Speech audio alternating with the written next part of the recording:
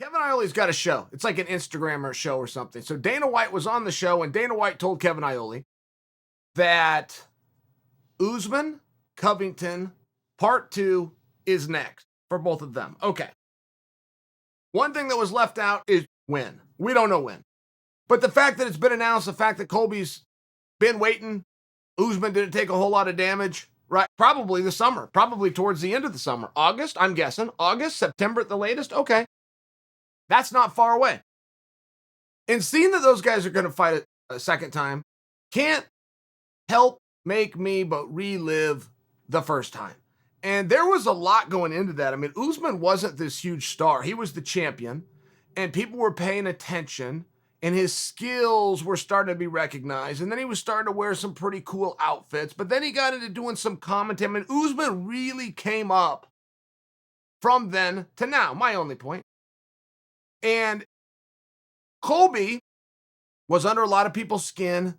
And if you look at Colby's resume of who he had to fight and when he had to fight them, it appeared they were doing everything they could do to get Colby beat. I mean, it was one great fighter after the next great fighter. And the gap between Colby and the field was the only constant. The only thing that you saw from watching one Colby fight to the next Colby fight was Colby getting better and Colby winning easier. It was just really clear contendership. It has to be Usman. It has to be Covington. It was one of those rare times in the sport where even the fellow division stood back, said, we'll wait. You two go get this thing done. And we've had that happen in this sport before, but it's rare. Where even the division, as competitive as these guys are, as like-minded dreams and wishes and goals that they have, it's very rare when everyone, even within the division, stands back and says, this is the right fight to make. And that's what they had.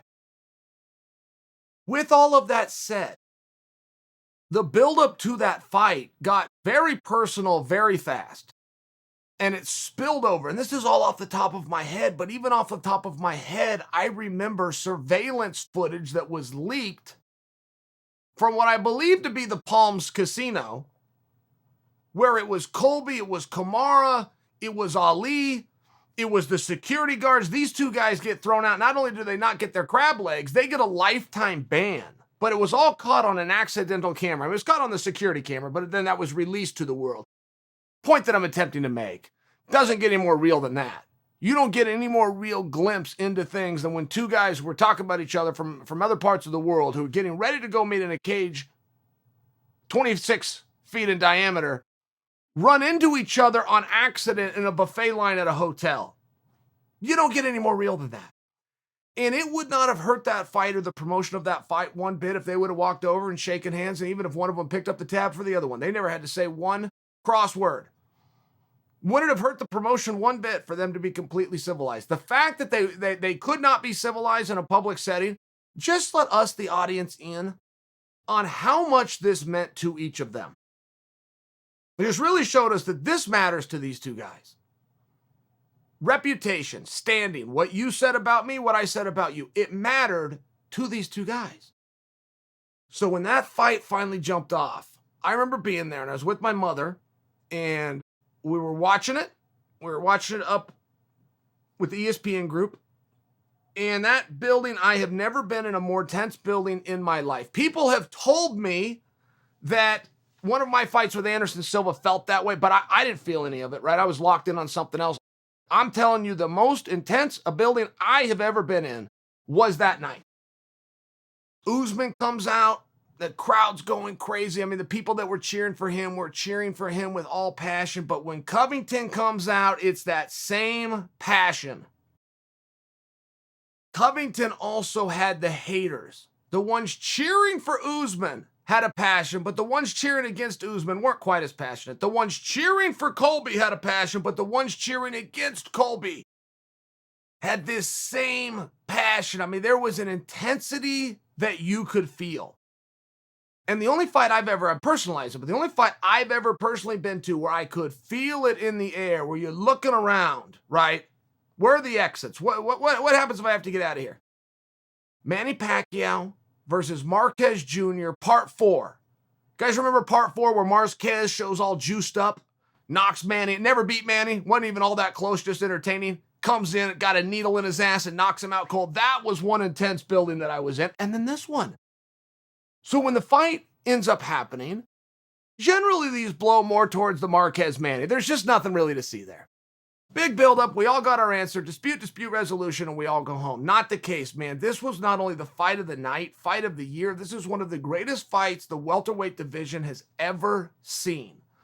I would argue for you this is the single greatest welterweight fight that ever happened and possibly that the sport has ever seen. It was the dirtiest fight.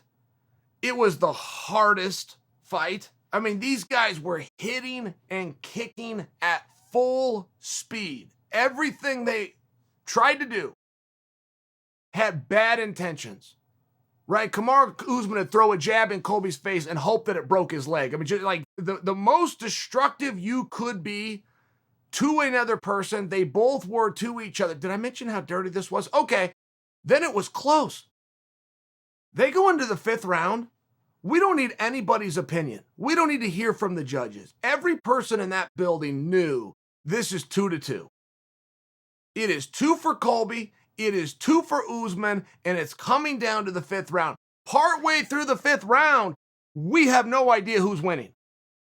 It is absolutely tit for tat because neither guy backed down. And this was a big deal for Kamaru and Kamaru's fame because Kamaru had ran through everybody else.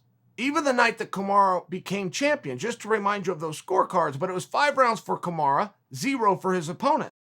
He was very good. We hadn't seen the toughness. He hadn't had to show a toughness yet. He hadn't had to show a grit. He hadn't had to show how bad does he want it. So partway through the 5th round, off my memory, I'm going to call it halfway through, but partway through the 5th round, Kamaru gets a sequence. Colby goes down, referee steps in. Colby's starting to recover. Colby gets onto a single leg and he's just holding on. And Kamaru's hitting him and the referee stops it and calls it a TKO. That was met with a level of controversy for the simple reason that I don't know that we've ever seen a fight stopped in that position where one guy has a single and whether he's being hit or not, having the single, having your hands locked around a leg is an offensive position, which means you're being offensive back. You are in control of the wrestling aspect of this, but he's getting hit. Now, the rules do say if you are hit 3 or more times, you're eligible for stoppage. And Colby was hit 3 or more times. Reason I tell you this whole story, I do not begrudge the stoppage of this match. I'm reminding you that the stoppage was begrudged at the time because everything that I just told you, in addition to the best fight, the dirtiest fight, the hardest fight, the closest fight, and the luxury of some controversy, this is a fight you go to the press conference and you remake that night. Moreno and Figueiredo, by example, were shown that respect. They put on an incredible 5-round war, had a little controversy because of the low blow, ends up in a draw. It was what nobody was expecting, and Dana that night made the rematch. And that was in the wake of having the news that Garbrandt was willing to come down and take on Figueiredo. So much respect was done for Figueiredo Moreno that Dana made it that night.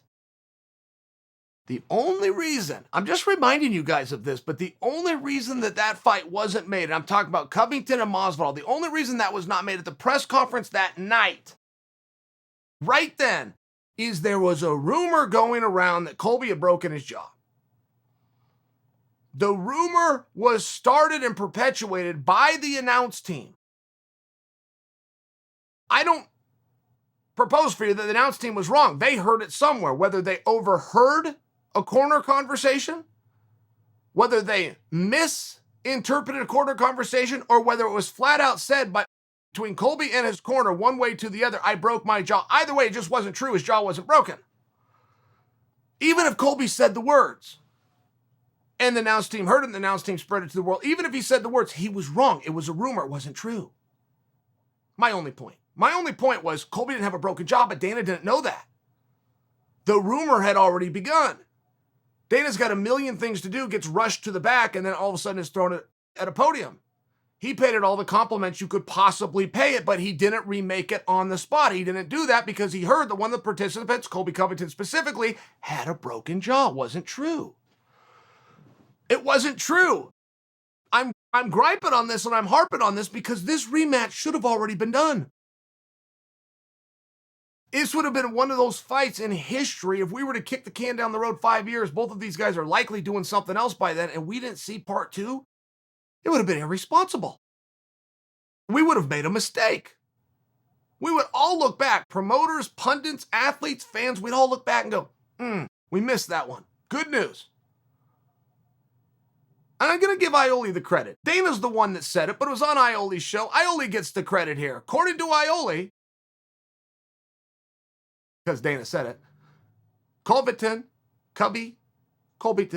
don't interrupt me. Colby Covington is going to take on Kamaru Usman a second time.